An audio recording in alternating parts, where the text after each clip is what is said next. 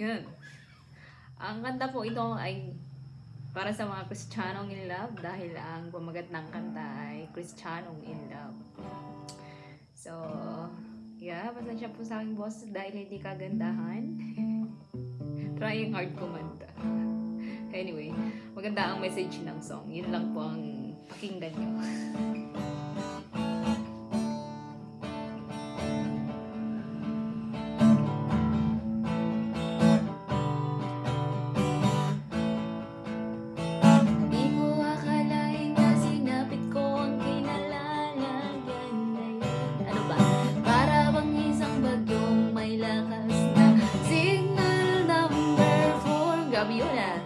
Yung tipong di mo ginusto pero tsak naramdam mo ang tibok ng iyong puso. In love masyado. Teka Lord, sandali lang, galing ba to sa'yo? Gusto kong manigurado. Tama lang.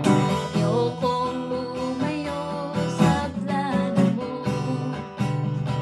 dahil the best yung galing sa'yo. Ayokong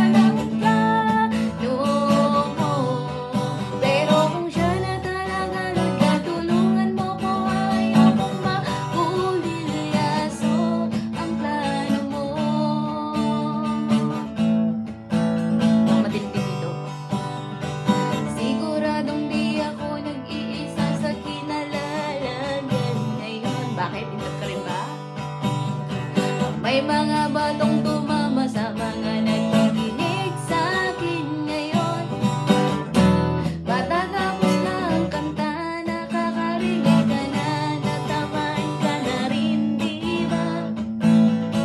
Huwag mo na itong ikaila, may hiya-hiya ka pa, ganito rin ang prayer mo, di ba? O di ba? Ayokong lumayo sa plano mo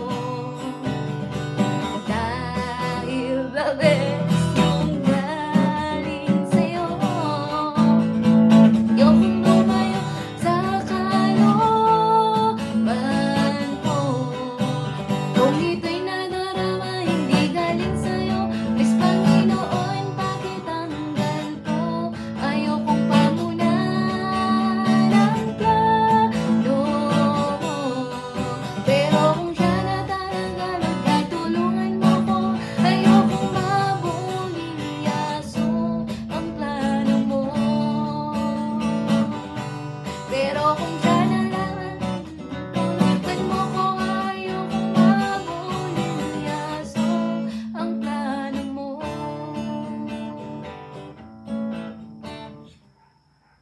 Palpak pa rin.